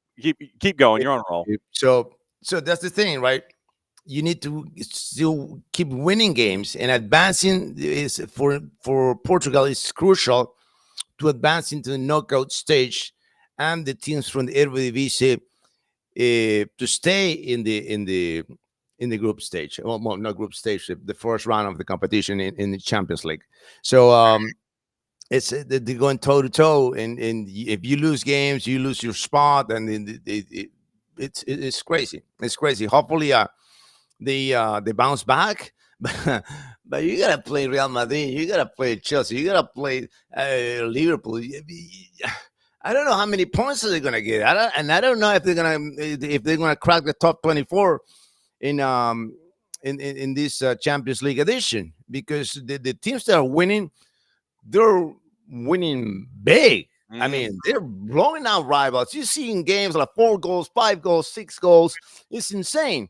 So not getting a single point in your first 3 rounds and not facing yet the top dogs of the competition, that takes your chances a little bit down to the, Right now they are, and this until you mentioned this, I didn't realize this. Ajax is below them at 36. Oh, Ajax, there you go. Ajax has only scored 1 goal in their first 3 matches. They got a goal difference of -10. Kairat Almaty has a point. Paphos of Cyprus has 2 points. Slavia Prague has 2 points. Monaco, Bodo Glimt's got 2 points. Royal Union got the win in round number 1. So they got. I mean, you got some work to do right now. The first 3 matches right now, 3 points is the marker for 24th, and goal difference is a -6. And those are the teams that you got to beat. Slavia, Prague, all those teams you got to beat all those. But you still got to face the top 10. So that's 10 games that you won't get. I don't know. Out of 30 points, I would say they get 10. Yeah. And so you got to wonder what 24th is going to look like. But yeah, the next matchup for Benfica, by the way, November 5th against Bayer Leverkusen, and it's at home. So Bayer Leverkusen. I want to say it is accessible. It is not scary. No, it's not scary. It would have been a different story if they playing in Germany, because they're never won in Germany. But when playing in Lisbon, it's doable. It's doable. Yeah. They might get the first 3 points of the season in the Champions League in that game. Okay, let's go to Peru, and you got 2 topics here: Universitario and Cristal, the title decider Clásico tonight. Wait, what? We got a title decider tonight? It's tonight, brother. It's tonight. Tonight. Well, not technically, not title decider yet, but if they win. Okay. If Universitario Deportes wins, they will get 10 points clear of Cusco. 10 with 3 to go. I think it's 3 to go. Yes, 9 points to go. So Binacional knocked them out 18, so 17. So you'd have 17. You'd have 3 to go. Yeah, 3 to go. 10 points with 3 to go. And Cusco's got to keep the beat. They've got Grau this weekend. I mean, in order for Universitario to not win this Clausura, they'll have to lose all 3. And they haven't lost a single game in like forever. It's 6 games in a row that they just won. 6 games in a row. So, but in that span of 6 victories in a row for Universitario Deportes, Cusco dropped it 3 times. 3 times. Alianza Lima lost. Cristal lost. Everybody. Garcilaso lost. They were not. At one point, there were 3 undefeated teams in the competition. It was Universitario, Garcilaso, and Cusco. But then Cusco and Garcilaso play against each other, so they knock each other out. And it was just everything was lining up. Everything has been lining up for Universitario to win this unprecedented second three-peat. No one has 2 three-peats in the history of Peruvian soccer. Crazy. And Universitario Deportes is on the verge of getting that one. And if you and this is this is not delusional. This is not Universitario Deportes fan Nino talking. It's not delusional, he says. No, all right, but if things keep going the way they're going, and Universitario is only getting stronger. Yes. There might be a 4th title in a row next year. Okay. It's the chances. I want to say they have 87.5% chances of winning. 7/8 chance. Yeah, of winning the next year, and everybody in Peru, the presence of Cristal, of Alianza Lima, they're saying, "Oh no, Universitario has all lined up because Ferrari is now in the Peruvian Soccer Federation." That they're getting their calendar fixed, bro. They're playing 3 games in 1 week. They play on Monday night. They're playing Thursday night tonight, and they're playing on Sunday. So 3 games in 7 days. Mm. In the media, right? The media, because I watch all the media, I watch everything, read everything. And they were like, oh, so they were on a Sunday night, one of the prime time shows that are here in Peru. And Universidad Deportes spent 3 games in 1 week. That's a lot, said one of the pundits who is a former player. And the main guy said, really? Is that much? I don't think so. Okay, brother. All right. Okay. Maybe Well- that's why you quit playing soccer. You were just an average center back in the day that you never played that many games in a row. So maybe that's why it's not that much for you. Huh? Wow. Yeah, Nino. So they're favored tonight at Sporting Cristal. They are a plus 127. So you get a favorite on the road on a plus at a plus 127 tonight. Sporting Cristal is a dog. They're at a plus 245. Sunday, by the way, the 4:30 Eastern match at AD Tarma. They're a dog. Yes, we are. Yes, we are. Tarma is the toughest destination in the Liga Uno. Okay. We don't know why exactly. I think because they're sitting in a valley. It's more humid. The altitude, the oxygen. I don't know. Because there's many other places in Peru. Because remember, out of the 19, now 17, because of one of the teams were relegated. Yeah. So 12 cities in the altitude. You gotta make 12 trips to the mountains. 10,000, 12,000, 13,000 feet above the sea level. But this one here, Tarma, for some reason, takes the toughest toll on players. Everybody who goes there, it feels different. It feels heavier than other cities that are even higher than Tarma. But this one, for some reason, it has an impact on players that coming from the coast big time. So when Tarma gets there, you see second halves, man, 60th minute. Everybody say, "Can I get an oxygen tank here, please?" I don't have any more.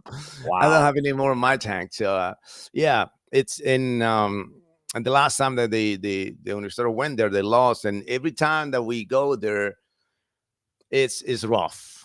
It's absolutely rough. So we'll see what happens there in Tarma. But oh my, there's a game, right?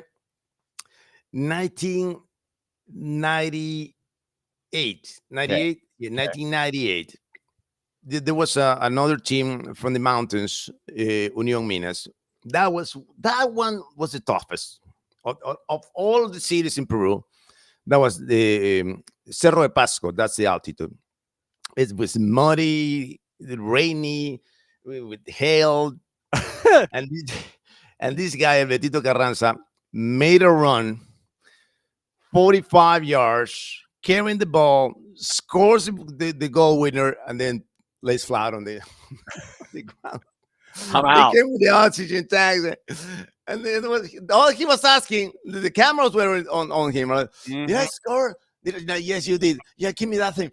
Did I score? Yes, you did. Yeah, and that day, when Universidad Deportes won the championship, the first of the three-peat of that 98, 99, 2000 titles for Universitario in the altitude. One more time. Let's get it done. And if you find the photos of Estadio Unión Tarma, it is gorgeous. I mean, It is beautiful. Yes, it is. But it's a pain in the what to go play there. It is insane. What is this about the Mariano Rivera, the closer? What's this? What's going to the pen? What's this about? It's because it's not Mariano Rivera, of course, but it's Jose El Tunche Rivera. Okay. Which is our striker who sits on the bench. He is the best 12th man in the Liga Uno. Okay. All right. He's our closer. Okay. He's our Mariano Rivera. All right. He's our Mariano Rivera. He comes in the 7th inning. The game's on the line, and he just closes. He scored 11 goals this season, right? Yeah. Well, I'm gonna give you the insights of this. And in 97 games, he scored 25 goals, right? But 17 of those 10 goals, 17 of those 25 that he scored, he scored from the bench. All right. Coming off the bench. Look at this one. 10 of those 17 from the minute 85th and over. Between the 85th and the 95th minute, this guy scored 10 goals this season. Closing games, winning games, like this one on Monday night against Ayacucho, who's fighting for survival in the Liga Uno. And they were they putting players down. Everybody was having cramps at the same time, Johnny. You see the players laying down on the ground. 4 players for Ayacucho. Oh, I got a cramp. Hey, I got a cramp too. Hey, you too? Yeah, okay. And the referee was like, so you got cramps. Okay. 1, 2, 3, 4, 2 minutes each. Wow. Oh, yeah, baby. 8 minutes of injury time. Wow. And El Tunche Rivera, our closer, scored in the minute 94th. 94 of those 8 minutes of injury time that they gave because apparently they were all having cramps. But yeah. Two topics to go. Yes, sir. And this one we probably should have put like music and italics and things. Is this or like an echo, like in the old DJ days, when Nino Damas was right. You know, when Nino Damas was right. The Real Madrid edition. Real Madrid did brilliant against Juve. Jude Bellingham gets a goal. Is Bellingham and Arda Güler the pivot to make them going into El Clasico? Yes, but it's not about the actual team. It's about a player from Real Madrid. Okay. Do you remember when this kid, Endrick, right? Endrick, the kid, the 18-year-old from Palmeiras and all the show, paid $50 million for the kid and all that thing, right? When they asked him, hey, who's your favorite player? And he said, Bobby Robson. Ooh. Brother, not even your dad watched Bobby Robson play. So don't tell me that you like Bobby Robson because you never saw Bobby Robson play, brother. All right. So that was something that for me, that's a red flag right there. Oh, okay. That's a red flag. You want to pretend to be someone that you're not. And when you pretend, when you're not real, when you're not true to yourself, you might have issues. And I was like, I mean, of course, it was just one of those, Amos moments, right? It's just my gut feeling talking to me and the feeling that this kid, he's not going to make it in Real Madrid. And I said it. He's not going to be playing for Real Madrid for long, okay? He's not going to succeed at Real Madrid. I guess what just happened? Xabi Alonso, head coach of Real Madrid, he just gave bad news to the kid. Kid, I don't have you on my plans. You're not on my plans for the year. So you better find another place to play because you're not going to get playing time here in Real Madrid first team. Ooh. And they said, okay, all right. So we want to see probably him playing in, I don't know, Girona, Levante, Castilla, which is the second team for Real Madrid. I don't know where he's gonna play, but he's not playing at Real Madrid. He's not playing. No. I got to figure out how unless he's watching a bunch of YouTube with Bobby Robson. I know. Topic last. United Amorim, the turning point finally arrived. So, and that's with a question mark. We were talking about it on Monday night on Soccer Over There with Ruben Amorim and the notes that with Manchester United kind of turning the corner a little bit. We think they're turning the corner. So what do you think? Are they turning said corner, sir? For the first time since Amorim is in charge, they won back-to-back games for the first time. And people might say, there's just 2 games. But there's not just 2 games, brother. It's not that. It's about getting the job done against Liverpool. It's not about that they beat the Wolves. It's not about the Nottingham Forest. No. They beat Liverpool. All right? It's a Clásico. It's the biggest Clásico in the Premier League. And coming from another victory. And it seems like finally things are working out for Ruben. And it's not about just Amorim, right? It's the players that they need to step up, right? You see Mbumo playing, you got well, Harry Maguire, I did not have that one on the bingo card, man. Harry is our. Did not have the Harry Maguire winner on the bingo card. I did not. No one. But he's a Lionheart, man. He's a Lionheart. That's what he see. You might have many bloopers from him, right? But when it comes to the big moments, he steps up. So we'll see what happens. Hopefully I'm right. I'm really hope I'm right. But I think it is the turning point. I think it's they're finally gonna turn the ship in the right direction for my beloved Red Devils, man. Hopefully so. Yes, as evidenced by what's going on over your shoulder. What matches are you calling, sir, on GOLTV this weekend? How crammed and jammed are you? Are they giving you the day-night flip doubleheader where you've got to call the last one at night and the first one in the morning? No. It's a kind of chill weekend. Chill weekend. Friday night we got Uruguay Defensor versus City Torque. We got Benfica on Saturday, on the same day of the elections. Oh wow! Ooh, okay. Yeah. And we got Sporting on Sunday. So, I forgot about this. This is all the way down here. The Danubio replay got 9 p.m. on Sunday night. I don't have a game on Monday. So I like this weekend. It's chill. Chill. I like it. Just check because we got to keep an eye out here. We got to make sure that these stay in prime condition because doing that last one at night and then the first one of the breakfast in Uruguay matchup, I'm like, no, fam, that's not going to play. Brother. Yeah. And Johnny, I have a big story for you, but it's gonna be for next week because it's gonna be for next week because in my high school reunion last night, I got a friend of mine who's married to one of the coaches in the Peruvian Soccer Federation. And she gave me some serious insights, brother. Serious, but we'll talk about it next week. I won't forget. Just put them down on because I've run out of topics here, and this is gonna take probably a good 10-minute conversation because Torres, it's yeah. Okay. Yeah. What I'm doing right now in our chat, don't forget the reunion intel from the wife. Yes, there we brother. go. It's big. All right. It's big. There it is. So don't forget the reunion intel from the wife for next week. I love you very much, my friend. We will catch up with you soon. May the pipe stay solid and golden as always. We'll be watching. We'll be listening. We'll be having conversations with you from thousands of miles away through the magic of television. As always, my friend, great to see you. We'll catch up with you next week. Thank you, Jenny. See you next week. There goes Nino Torres. He's fully loaded. And I got to see now. That's a tease. Don't forget the reunion. It's like, don't forget the reunion intel. The wife of one of the coaches in the Fed, she told me stuff at a reunion. That is stuff that you get at a reunion. I'm not kidding. That's some good stuff.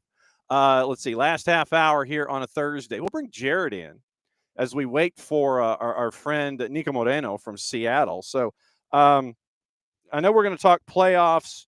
And did you want to start west to east, or did you want to start east to west, or what other general thoughts do you have before we bring Niko in here in a bit? No, we can start either one. Do you want to start chronologically, or do you want to start geographically where the sun sets? Let's go geographically because of let's start with you, meaning you, because the late night, because we'll start out west with what we saw with Portland and RSL, because I think the Pareja question, I brought it up in hour number one, but I think it's just as important, and we'll have the two of you talk about it coming up in a bit when Niko drops in. But Portland, I didn't know what Portland I was going to get, and we got the one that got Kamal Miller on the bingo card. Did not have. You got Kamal Miller, and you got Mora scoring goals. If Mora is going to wake up and do that, then and obviously, like, I don't know if I don't know if you've talked about the potential drama, the telenovela that is unfolding in San Diego. No, I have not yet. The San Diego has their player-related telenovela unfolding, which is a great time to do it right before the playoffs. 10 out of 10 timing, San Diego. Yes. If Mora's going going to be doing that kind of stuff, and obviously not scoring like 2 goals a game kind of thing, Right. but if he's going to be causing problems, then Portland becomes they're not the best team. No. They become annoying real quick, man. Like that team is an absolute pain in the ass to play if they're going to give you a couple of chances a game, and I mean they generated like 2.5 XG. And I think most of last night was, I think most of it was just first half, and the second half, like RSL put, I think 22 shots, 23 shots on frame, but it was also kind of like kind of late to the party, and the game state dictates a lot of that. The RSL's got questions they got to answer in the off season.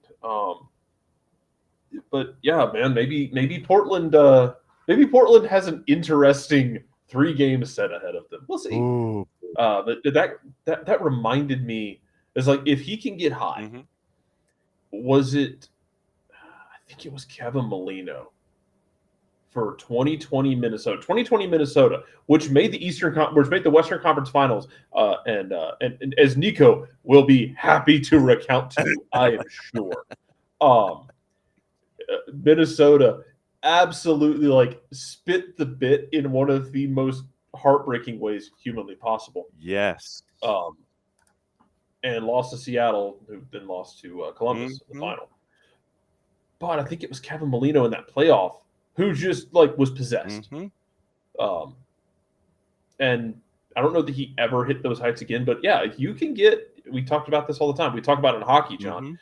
Get somebody hot between the pipes, and you get somebody on offense who hits like a purple patch. You can do damage. That's true. That is absolutely true. Since it is the last half hour of the show, it is time. We go from Lima to Utah to Seattle. So we got the Mountain Time Zone, the Eastern Time Zone, and the Pacific Time Zone. Niko, we got a special guest. Jarrett dropped in from Utah this morning to hang out with you in the segment. Hey, what up, Jarrett? Long time. How's it going, my guy? It's going. Moved out to the mountains, and was greeted by watching RSL peter out of the playoffs last night at the hands of Mora and Phil Neville and the Phil Neville Revenge Tour. Yeah, that was surprising for sure.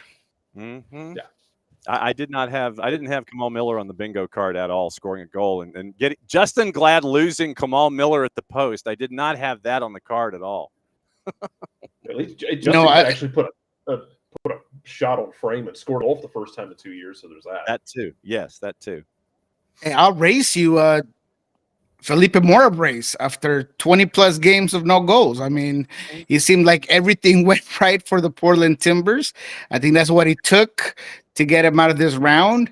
And on the same sentence, everything went wrong for RSL. I mean, it fell for, 20 minutes of that second half that they were gonna score a couple of goals, and they just couldn't do it. There was mistake after mistake. I have no idea what Cruz was thinking on that free kick by who was it that took it? Why is he escaping my name? The Colombian defender. We know what you're talking about. We got it. Yeah, well, the free kick is perfect. It was gonna clear the wall, and I don't know why he just all of a sudden decides to do some sort of moving screen and just pushes the wall. I mean, it was completely unnecessary, and I thought that he was a no-show. Gossa comes out and he comes in, and I thought he was irrelevant, and he ended up doing more bad than good for RSL. So yeah, it was definitely a combination of things that led to Portland moving on to the playoffs. Yeah, I was. Now it was just, oh my God, that moment where why you're going into the wall, that blew my mind. Why you decide on a kick that was going in and it was gorgeous. It went, and you decide you're going to go in and crash the wall and try to compress it and try and sit there and make a distraction and everything, and you violate the spacing rule and everything. So it's like, dude, what are you doing? Yeah, Brian Vera. Brian Vera is the Vera. one who took the shot. Yeah. And look, I thought that Brian Vera was very good. I thought that Ojeda was excellent. I thought Luna had a lot of moments. Quite honestly, when you look at the stats, when you look at, if you are, someone that goes into the XG factor, I mean, RSL should have won that game. It's just, it wasn't there for them to have. And they allowed the Timbers to stay in this game. And like you said, Kamal Miller there at the end, completely unmarked. He does a good job at staying on side. I mean, he sees the line, he checks himself, and then finds that header. But Glad went from hero to zero there, right? Because he gets that beautiful header. Great job at getting that goal. That 2-1 that kind of gave RSL some momentum and some life. But then, man, that last play is just unacceptable. How often do we see that though in these games, especially a playoff game, where in RSL's case, they're pushing, they're creating chances, they're forcing saves. They could not find the breakthrough. And then after a few minutes of that, you get one situation the other way, and it's the killing blow from Portland where RSL had chances, you're right, to tie it up. They didn't take advantage of it, and Portland went down, only needed one shot, and they put the game away, man. You got to take those chances. I mean, yeah, no, totally agree. Legitimately, I think if the Willie Agata bicycle kick goes in and doesn't hit the crossbar, I think we're talking about an entirely different game with momentum and such. But you figured that when Agata's kick hit the crossbar instead of going in, you figured it just wasn't going to be their night. No, Altunji, there is a easy tap in that he just doesn't get to. He doesn't anticipate that pass. It was clear where it was going to go, and he just doesn't get to it at all, like just not quick enough. There was just a lot of moments for RSL where it just felt like it wasn't going to happen. I mean, there was 2 disallowed goals, both fair, but one very unnecessary and just dumb, to be quite honest, lack of a better word. But yeah, I thought RSL deserved a little bit better. And as much as the Timbers army and the atmosphere was there, I continue to think that the Timbers are very sporadic and irregular in their play. I mean, look, I'm happy for Felipe Mora, and I've always thought that he should be the 9. And I think that one of the problems that Phil Neville has had in Portland has been that rotating door of people at certain positions, including the 9. But look, the goals were there was a little bit of luck involved, man. I mean, I don't know, because he just had, a daughter, I believe he had, and it was just the moment. But there's a ricochet on both of those goals. He just felt like he had a magnet stuck to his foot that just kept pulling the ball his way. But yeah, man, I mean, I think that we can all agree that it wasn't impressive from the Portland Timbers, but hey, sometimes that's what it takes to get into the playoffs, and sometimes that makes you dangerous. Yep. Jarrett found the quote from KSL's Caleb Turner from Pablo after the match. Quote, Brian Vera's free kick waved off. Quote, that is not something we work on. That was ad-lib, man, and it was a bad moment to ad-lib, especially when the ball hit the back of the net. And if there's one guy you don't need to really move the wall for, the wall is going to move, it's Brian Vera. So you end up with Pablo with one and done. I want to go to the East a little bit. And like I said, it was something we talked about in hour number 1, but I want to get both of your thoughts on this as well. Niko, let me start with you. Oscar Pareja, and I know this is something that your friends at Pulso Sports were lighting up in the tease with you coming in. Oscar Pareja went back to old Oscar Pareja for the purple team at the worst possible time. This season, instead of doing that even-keeled thing where everything's cool and you make your run in the postseason, you go back to how it was. You hit a marker, and then you just kind of do the slow fade. And it's just kind of like one of these. You can just kind of see everything just fading away in the sunset. And the purple team wins 1 out of 8 to wrap up the season.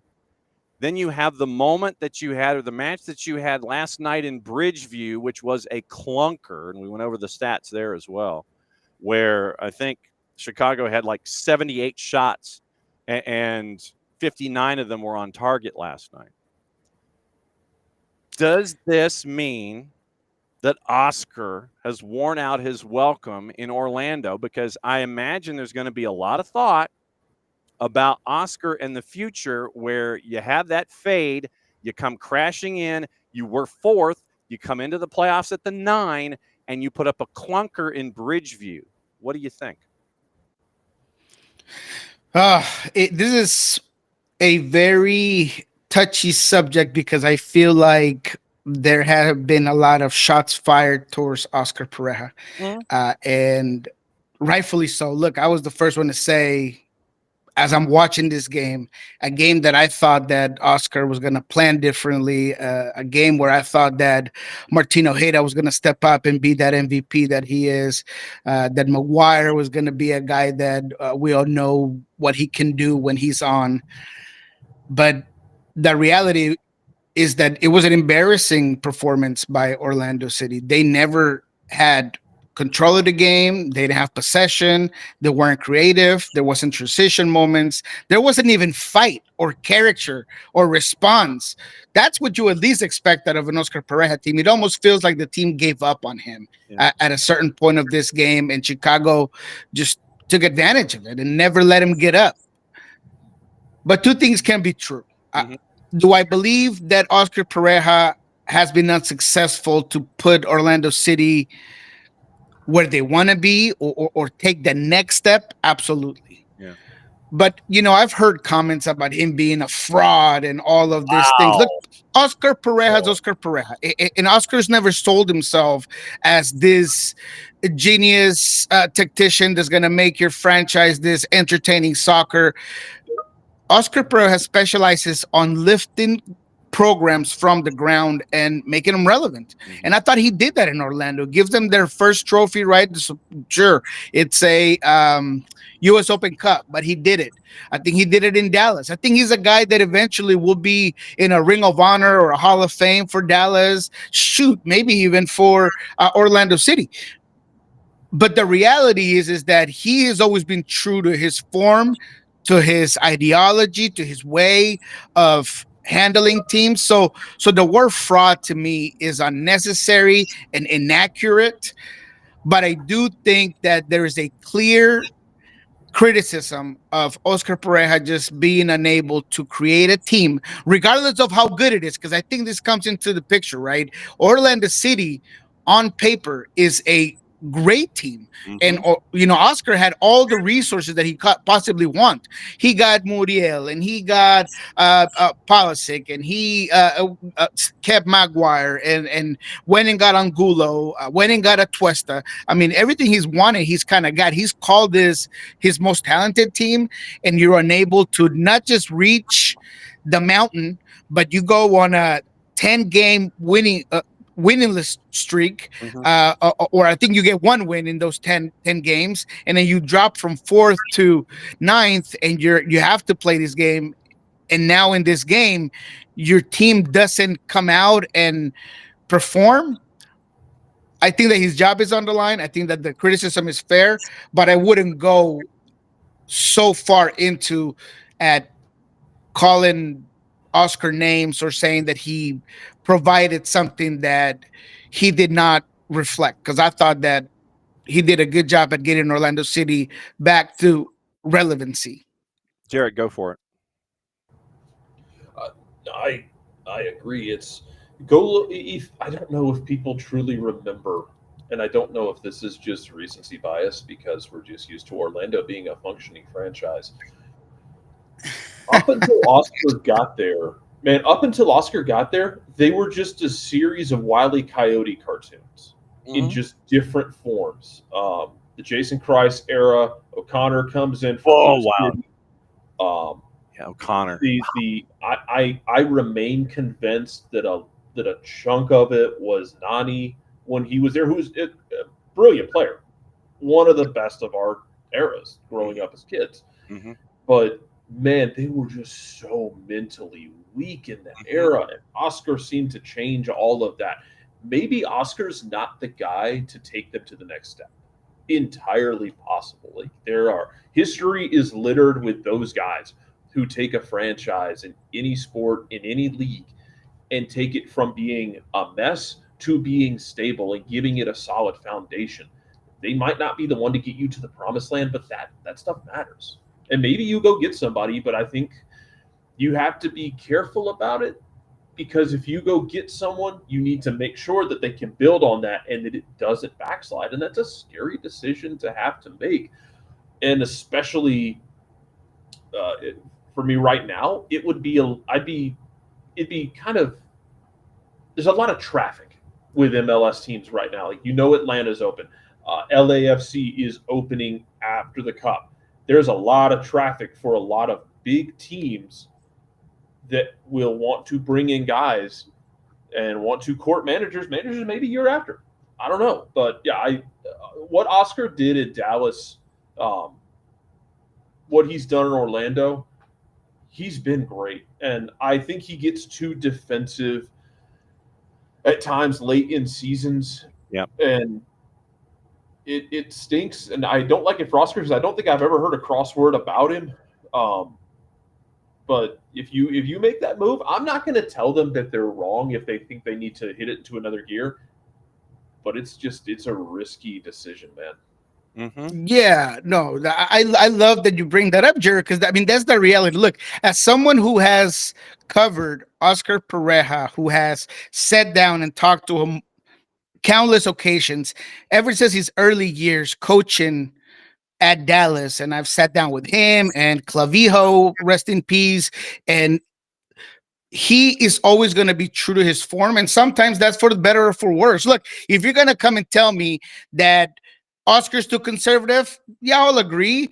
If you come and tell me that he has been unsuccessful to win major trophies, sure, let's do that. If you want to come and tell me that his tactics at times are a little antiquated, let's have that conversation. But don't tell me that he isn't a good coach or that he was a complete failure in Orlando, because I would absolutely disagree. For everything that you just said, Orlando had been a mess and Dallas was nothing before Oscar Pareja. Well, not nothing, but they had been for a long time not quite relevant until he got there and made him relevant. So I just have a hard time with people who are way too radical when talking about a head coach that I know is passionate about the game, that is extremely qualified, that goes out there and gives 110% every single time he's leading a team. Whether that works or not, it's fine. Whether it was a bad decision to let Ramiro Enrique walk and, you were going to depend more on Muriel, who you thought was at a certain form, but then it wasn't. And, you were hoping that Maguire was a certain guy, but then he wasn't. And you had problems with some injuries.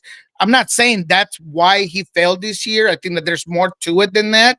But at the end of the day, Oscar Pareja went out there, he did a job, and he was just unable to reach it. But don't come and tell me that the guy is a fraud or that the guy should be put in soccer jail for absolutely no reason.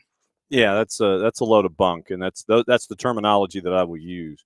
I know that we have to discuss the injury to Pedro de la Vega and what that means, because you've got a series coming up against the Loons on Monday, I think is match number 1. Jarrett brought up a topic of a series that starts sooner than that one. So let me go to this topic, and then we'll go to Seattle. And it has to do with what's possibly going on in San Diego.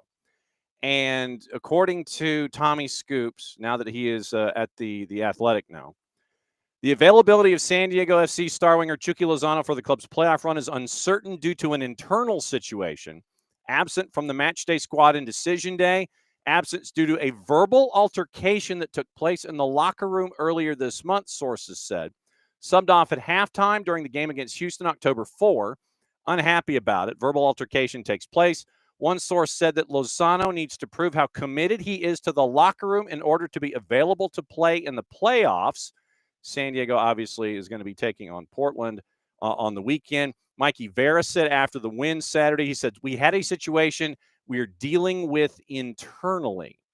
And so, in addition to the idea of possibly signing Luca de la Torre on a permanent, you got Chucky Lozano and all of this drama. Niko, not something that you need heading into your first playoff series as an expansion club. No, I said this when I first saw it, and then later I put it on X. This could have major implications because when you look at a San Diego team that depends so much on what those talented wingers do, and that after deciding not to keep Milan Iloski, you lost that firepower and that finishing in the final third.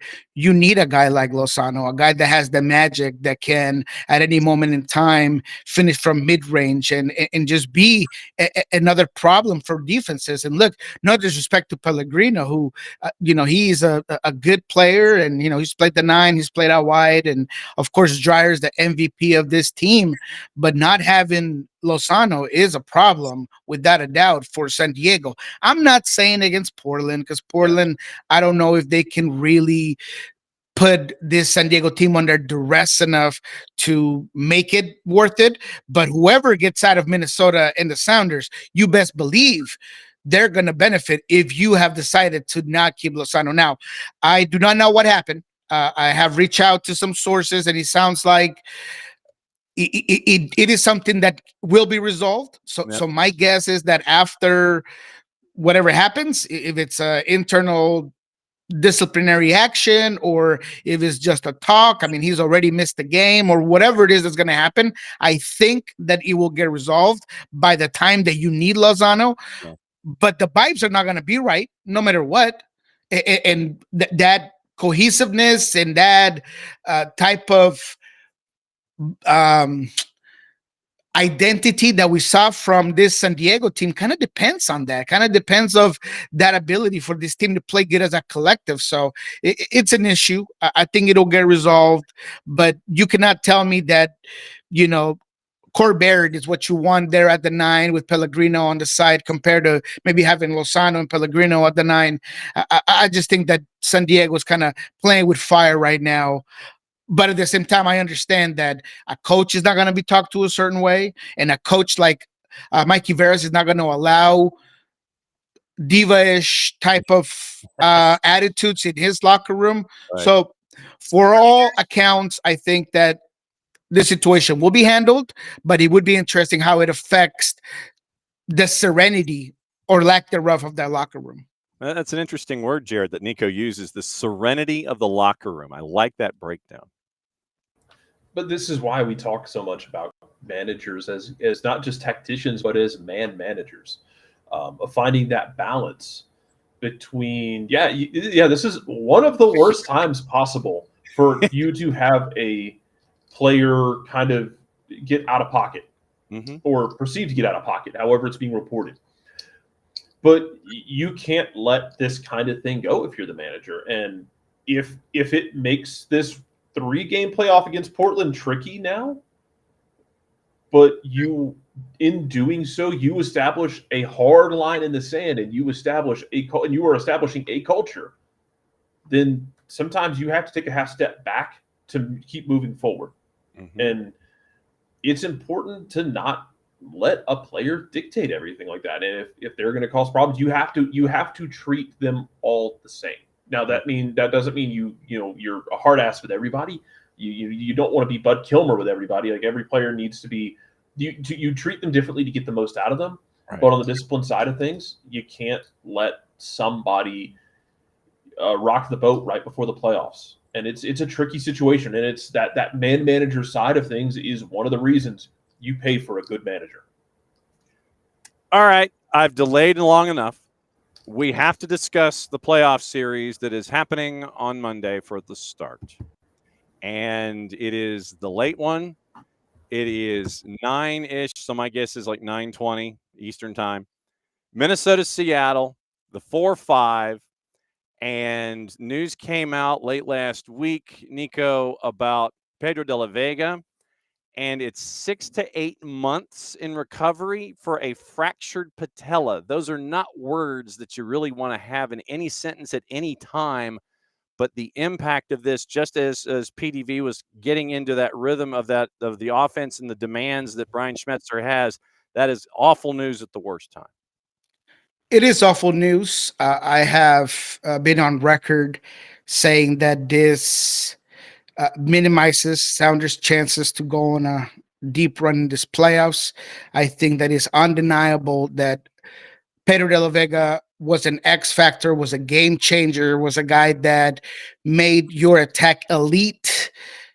Not that he cannot be good or dangerous with Paul Rothrock playing that position. Uh, Not like you don't have depth with guys like Georgie right behind him. You could do a lot of things at that winger position, even playing Kalani a little bit higher. You could play uh, Reed Baker White a little bit higher. But at the end of the day, you are losing a guy that had been a proven player, that is definitely by far your most talented attacker, that has a bag deep as it goes when it comes to just being able to affect and influence the game, both defensively and offensively. So it's tough. My mind goes directly into being disheartened for the player. Pedro de la Vega has put everything in his power and has turned his life into just rehabbing and trying to figure out how he stays healthy. And for it to just go down in flames against New York City FC, in a game that maybe was low stakes, but that I felt like he needed to be out there. I felt like it was important for him to continue to build continuity, continue to build minutes, continue to keep his form. It's just unfortunate. So he's had surgery. Surgery went well. Brian said 6 months. 6 to 8 sounds about right. He'd be ready for April. But I do believe that his base case scenario for the player and for the club, had it been an ACL, which was my first thought, that he was holding that knee, same knee that he did in Lanús, my mind went to ACL. So I was happy to hear that it was a patella, and I was happy to hear that the idea on recovery was a lot shorter than it could have been. So we hope that he gets well, but the Sounders' chances are going to be impacted. Even if it's against Minnesota, I feel like they're going to struggle a bit to break down a team that, look, to be honest, Minnesota has fallen off 3 or 4 steps to where they were at one point. I think that not having Tanny has been huge for that team. I think that the lack of Yeboah because of the injury has been big. I feel like even defensively, they've showed some holes that they weren't showing earlier. So I think the Sounders are still the favorite going into this one, regardless of what you may see in the standings and regardless of the 3-game series obviously benefited Minnesota. But I feel confident that the Sounders, with what they have, they can manage to win at least round 1 of the playoffs. Right now, looking at juice boxes for this game specifically, not the series on the whole, Seattle is a road dog. No real surprise, but it's not a large margin. Plus 170 right now for Seattle to win over 90 minutes. 90-minute draw plus 247, and the Loons are a plus 143. Tomorrow, Niko, we have a series. I don't know if you've heard of this gentleman, but there's a guy named Messi. I think I know him. Yeah, and so we could have a situation where Nashville and Messi and friends could play 4 times in a row.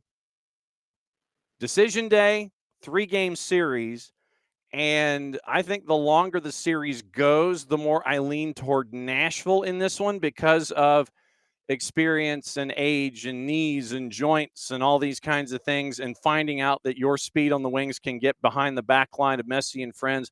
They start things off on Friday night. What's your early vibe on match day 1? Yeah, both you and I are in the same page when it comes to, look, I really believe that this format benefits Nashville. And I feel like beating a team 5-2 in a game that didn't really look like the 5-2, that if it's not for the Nahar, a handball in the 18, Nashville probably does a lot better in that game, but you allow momentum to shift to Miami. I like Nashville. I really do. I think that BJ has a real way to influence the game and keep the ball away from Messi. Again, it all kind of goes out of sorts when one of the best players in soccer history arguably decides to turn it on. But I do think that because of the amount of minutes, because of the amount of familiarity between these two teams, I really do believe that Nashville has more weapons to break down and expose Inter Miami than vice versa. And because of that, and because of what I believe is a more sustainable approach to the game, I think Nashville is going to surprise people. I think this one might go 3, but I do believe that Nashville will come out on top. But is it a surprise, though, if Nashville takes care of business in 3? I mean, I think you'd say for most, right? I mean, everybody who I talk to when it comes to the pundits, most of them have Inter Miami moving on. Obviously, the Messi factor. And look, as much as I think Rodrigo De Paul has been underwhelming. Yeah. I mean, in my opinion, I don't think he's came on and did anything incredibly differently. I believe that without a doubt, Nashville is the better team. So to your point, do I think is a surprise? I mean, I guess so. I think anytime that you have Messi on the other end and the team has pummeled you the week before, I think that it's fair to call it that way. But I think we're both on the same page where maybe we should not be as surprised because we know that Nashville is a good team. All right, what's going on, Pulso Sports Sounder at heart? Because I know once again you're heading to the Providence and Swedish delicatessen and 5-minute oil change to find out what's going on as they get ready for the series with Minnesota. Yeah, we got a lot of stuff going on. Obviously, I mean, if you want to find out what Brian said, what Jordan Morris said to us yesterday, who, you know, oh, by the way, told us how important it was for him to get that goal in New York. Mm-hmm. One of the positives that did come out of that game was Jordan Morris getting that monkey off his back when it comes to not being able to put the ball in the back of the net after his injury recovery. You can check that out at Pulso Sports. We're going to be on Love and Scorchers later on tonight. I believe it's 7:00. We're going to do a nice little round table with Jeremiah and Noah and Ari. We're going to be talking about the playoffs. We're going to be talking about the Sounders. So go ahead and check that out. At Pulso Sports, I'll be putting out a video about my ballot for the awards, MLS End of the Year awards, although I don't really have a ballot because MLS doesn't think I'm good enough to have a vote, but I'm still going to go ahead and do it. And I'm going to put that video out there. So yeah, a lot of stuff coming up. Of course, Friday, we're going to have what we learned this week with Jeremiah Oshan, breaking down the week that was of training. And then on Monday, Love and Scorchers kickoff with Ari Lillenwall, where we break down what happened during the weekend.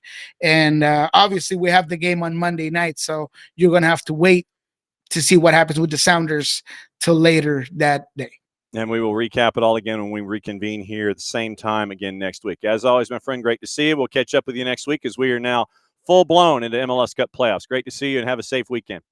Thank you, John. Jared, my guy. It's good hearing you, my man. And SDH family, always happy to be on. All right. We will catch up with you in a week's time.